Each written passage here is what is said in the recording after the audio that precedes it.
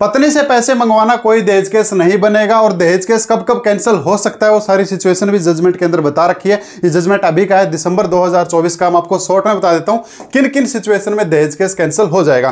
पहली चीज बताइए, पहली सिचुएशन बताइए कि अगर कोई भी लड़की एफआईआर के अंदर किसी भी घटना का जिक्र करती है, कोई भी पत्नी, और अगर उसने कोई टाइम या डेट मेंशन नहीं किया है उसके अंदर कि उसके साथ जो घटना हुई है वो किस टाइम पे हुई है, किस डेट के अंदर हुई है। मोस्टली लड़कियां जो है एफआईआर में लिखवा देती है मेरे साथ में मार पिटाई हुई है, मेरे साथ में घरेलू हिंसा हुई है, मेरे से उस तारीख को उस दिन उस बंदे ने क्या किया, मेरे से दहेज मांगा, लेकिन वो टाइम क्या था, वो डेट क्या थी, उसको पता ही नहीं है। यानी कि जिस इंसान के साथ में घटना होती है ना, उसको ये पता होता है कि वो दिन कौन सा था, क्या वार था, कौन सा महीना था, कौन सी तारीख थी। अपने घटना के दिन को तो लोग याद ही रखते हैं, लेकिन वो चीज़ मेंशन नहीं है, मतलब शायद वो एक मन घड़त स्टोरी हो सकती है। ऐसी सिचुएशन में क्या हो जाएगा, दहेज केस कैंसिल हो जाएगा। दूसरी सिचुएशन जो बताइए वो बताइए पुलिस के लिए, पुलिस की कमी के लिए। अगर कोई लड़की जो है अपना जाके क्या करवाती है, अपनी एप्लीकेशन देती है दहेज की, लेकिन पुलिस जो है इन्वेस्टिगेशन में अगर उसका मौका नक्शा नहीं बनाती है, भाई मौका नक्शा का मतलब होता है जहां पे घटना हुई है उस घटना का अगर मौका नक्शा अगर नहीं बनाती है तो फिर कोर्ट ये मान के चलेगी कि पुलिस वहां पे गई ही नहीं है।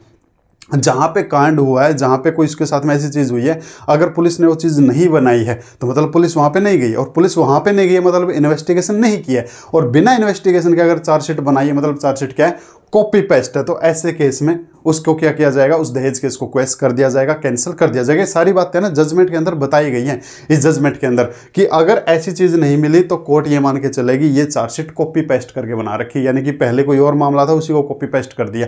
तीसरी बात भी पुलिस की कमी के लिए बताई है। अगर पुलिस क्या करती है, पुलिस के पास में पावर होती है कि पुलिस किसी भी व्यक्ति से छानबीन करने के लिए अपने थाने में उसको बुला सकती है। पहले हम सीआरपीसी सेक्शन 161 जो पढ़ते थे ना, 161 के बयान के लिए लोगों को बुला लेती थी। अब वो बीएनएसएस के अंदर 180 बन चुका है। अगर उन बयानों में ओनली रिश्तेदारों के बयान है, भाई ओनली रिश्तेदारों के बयान है, लेकिन किसी ऐसे इंसान के बयान नहीं लिए हैं जिनका दोनों पार्टियों से कोई लेना देना नहीं, जैसे अड़ोसी पड़ोसी होते हैं, अड़ोसी पड़ोसी से अपना कोई बड़ा रिलेशन नहीं है, लेकिन पुलिस ने क्या किया, सिर्फ छानबीन की है रिश्तेदारों से, तो उस केस में भी क्या हो जाएगा, वो क्वेश हो जाएगी, वो एफआईआर जो क्वेश हो जाएगी, वो दहेज केस कैंसिल हो जाएगा। क्योंकि इस बात के लिए ना इसने स्पेशल कोर्ट ने बताया है अपने को कि अगर रिश्तेदारों से ही पूछताछ करनी तो रिश्तेदार तो अपने बंदे की साइड लेंगे, एक्चुअल बात नहीं बताएंगे। आप जाके पड़ोसी से पूछो, या फिर आसपास में जहां वो लोग रह रहे हैं वहां से पूछो, जहां वो काम कर रहे हैं वहां पे जाके पूछताछ करो। और अगर उनसे पूछताछ नहीं की, मतलब पुलिस ने क्या किया, कॉपी पेस्ट किया है। तो 3 सिचुएशन स्पेशली बताइए जजमेंट के अंदर कि अगर ऐसा कुछ है, ऐसा कुछ नहीं मिलता, यानी कि डेट टाइम नहीं मिलता है, मौका नक्शा नहीं मिलता है, रिश्तेदारों के अलावा किसी और के बयान नहीं मिलते हैं, तो ऐसे केस में क्या हो सकता है, दहेज केस कैंसिल हो सकता है। और चौथी सिचुएशन पैसे वाली कि अगर वो अपनी पत्नी से पैसे मंगवाता है, लेकिन पैसे मंगवाता है साथ में रहने के लिए, तो उस केस में भी क्या है, वो जो पैसा वो दहेज नहीं माना जाएगा। अब ये सारी चीज़ मैं आपको जजमेंट में चेक करवा देता हूँ। देखो जजमेंट क्या कहता है, जजमेंट अभी का ये, ठीक है। अब मैं आपको स्टार्टिंग से लेकर चलता हूँ, ज़्यादा नहीं है, मैं आपको मुख्य बातें बताऊँगा, 1-2 मिनट में कवर हो जाएगा। देखो यहाँ से चला था मामला। सूचक का तर्क है कि शादी के 3 महीने बाद सभी आरोपियों ने, ये लड़की का कहना है कि शादी के 3 महीने बाद सभी आरोपियों ने उसे इस आधार पर ताना देना शुरू कर दिया कि वह गांव से है। 3 महीने तक सब ठीक ठाक चला, 3 महीने बाद फिर स्टार्टिंग होगी। भाई एक तो गांव से, गांव के लोगों के लिए एक वर्ड यूज किया जाता है गवार, हालांकि मैं इसको गलत मानता हूँ।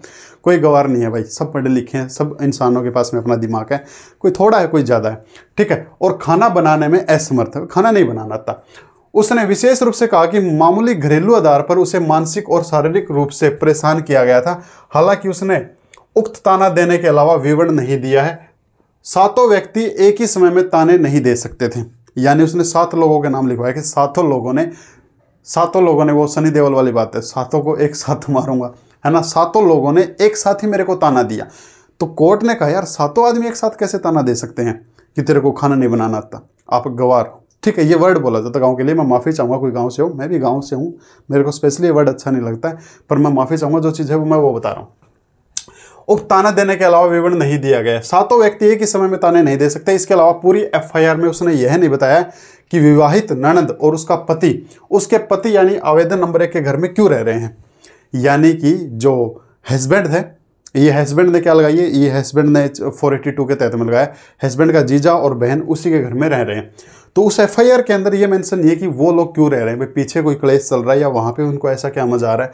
सामान्य स्थिति में विवाहित भाभी और उसका पति उसी स्थान पर रहते हैं जहाँ भाभी का पति रहता है। यदि हम आवेदकों द्वारा दिए गए पते पर विचार करें तो निश्चित रूप से आवेदक क्रमांक 5 और 6 भी औरंगाबाद में रहते हैं, लेकिन उनका घर, चलो ये तो इनकी पर्सनल बात आ गई। इसके बाद सूचक ने बताया कि उसके पति, ये मुख्य बात है, पति और सास ससुर ने उसे नगर परिषद में पति की नौकरी में स्थायित्व पाने के लिए, यानी कि भाई ये अभी तो टेम्परेरी है, फिर क्या हो जाएगा, परमानेंट हो जाएगा, परमानेंट के लिए 5 लाख रुपए की राशि लाने के लिए कह रहे हैं कि बहू रानी 5 लाख रुपए लेके आओ।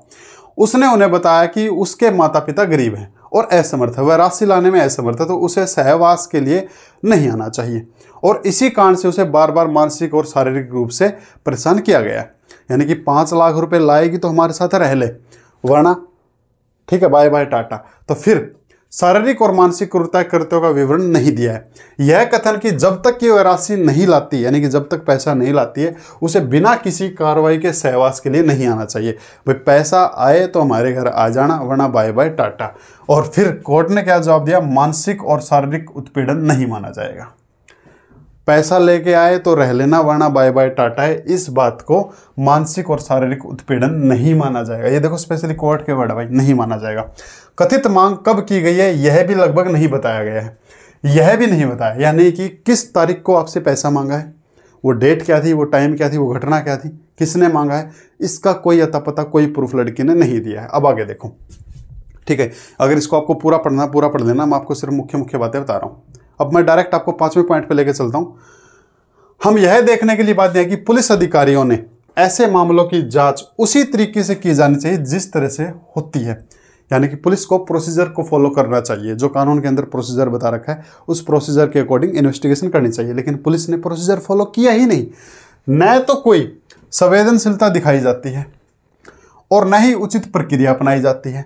कॉपी पेस्ट, स्पेशल वर्ड है कॉपी पेस्ट की। कॉपी पेस्ट की प्रकृति में बयान जांच अधिकारी द्वारा दिमाग का उपयोग न करने, जैसा कि उसने आपराधिक प्रक्रिया संहिता 161 के तहत बयान लेते समय अपने दिमाग का इस्तेमाल उपयोग करना चाहिए था। 161 के बयान में उसने क्या किया था, ओनली जो सगे संबंधी रिश्तेदार थे ना, अच्छा लड़की की मम्मी आई हुई है, वो मम्मी को बुला लो, पापा को भी बुला लो, लड़के के भाई बहन को बुला लो, वो उसने सोचा कि सारा काम थाने में बैठे बैठे हो जाएगा, बाबूजी बन के, ये ऐसे मौका नक्शा पे जाओ, देखो मामला, इन्वेस्टिगेशन करो, पड़ोसियों से पूछो, ऐसी कोई वार्तालाप नहीं हुई है। यानी कि पूरी प्रक्रिया की धज्जियां उड़ाई है पुलिस ने, ये कोर्ट का कहना है। और असंवेदनशीलता का उदाहरण है, वे वैवाहिक घर के पड़ोसियों से पूछताछ नहीं करते। ये देखो भाई, वे विवाहिक घर के पड़ोसियों से पूछताछ नहीं करते, ओनली रिश्तेदारों के बयान लिए। बयान हमेशा उन गवाहों के दर्ज किए जाते हैं जो या तो पत्नी के रिश्तेदार होते हैं या पड़ोसी जहां उसके माता पिता रहते हैं। यानी कि नॉर्मली पुलिस क्या कर रही है, सिर्फ उन लोगों के बयान ले लेती है जो लोग थाने में ऑलरेडी आए हुए हैं, ताकि उनका काम बच जाए, उनको घुमा फिराई ना करना पड़े, और फिर क्या कर दे, उस मामले को कॉपी पेस्ट कर दे। हालांकि ये चीज़ गलत है। या पड़ोसी जहां उसके माता पिता रहते हैं, निस्संदेह महिला सबसे पहले अपने माता पिता और रिश्तेदारों के साथ किए गए व्यवहार का खुलासा करेगी और तब उनके बयान महत्वपूर्ण होंगे। सीधी सी बात बता दी कोर्ट ने। महिला तो जो अपने घर वालों को बताएगी उनको तो यकीन होगा, उनके घर वाले भी कहेंगे हाँ बेटी से दहेज मांगा तो मांगा है, तो उस पर बिल्कुल भी विचार नहीं किया जाता है। जांच अधिकारी, यह भी जरूरी नहीं है कि उन सभी लोगों के खिलाफ आरोप पत्र दायर किया जाए जिनका नाम एफआईआर और गवाहों के बयान में दर्ज है। यदि वे आरोपी दूर के स्थान पर रह रहे हैं तो वह आरोपी अपराध को अंजाम देने में कैसे शामिल हुआ होगा।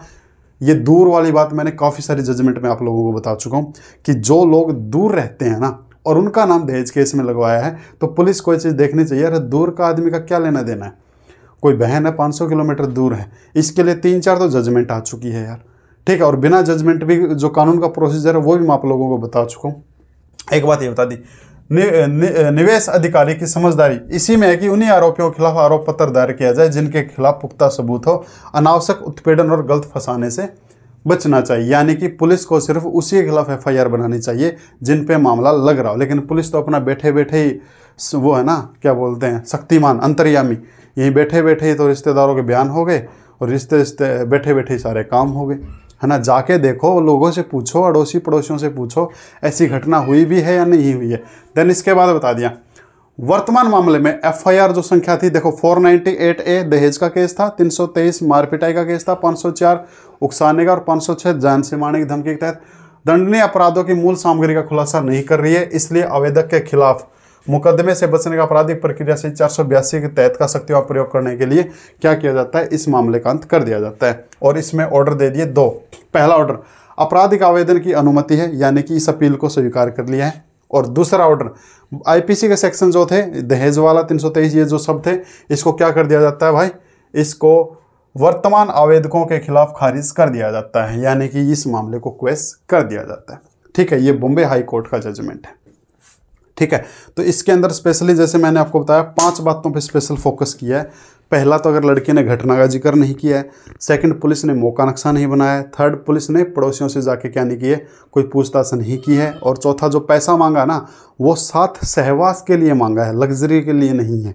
ठीक है, और पांचवी सिचुएशन क्या बता दी, कोई रिश्तेदार दूर रहता है तो उसका नाम नहीं आना चाहिए। और पुलिस को एफआईआर तभी बनाना चाहिए जब उनको मामला लग रहा है, लेकिन पुलिस अपनी लापरवाही के कारण बहुत सारे लोगों को क्या कर रही है।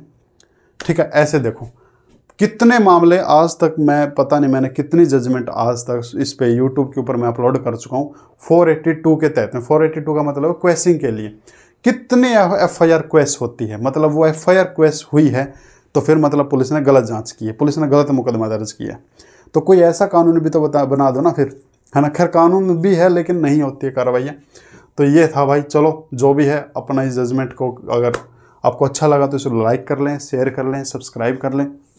फिर मिलते हैं किसी और कंटेंट के साथ में या किसी और जजमेंट के साथ में, ऐसी जजमेंट के साथ में जो आप चाहो और आप क्या चाहते हो। कमेंट बॉक्स खुला है, ठीक है। और कोई भी अगर आपको मेरे से अगर कोई और किसी भी तरह की इंफॉर्मेशन चाहिए तो डिस्क्रिप्शन में आपको हमारे लिंक मिल जाएंगे। Thank you ji. WhatsApp number भी आपको मिल जाएगा, व्हाट्सअप आप वहाँ पे कर सकते हो। Thank you.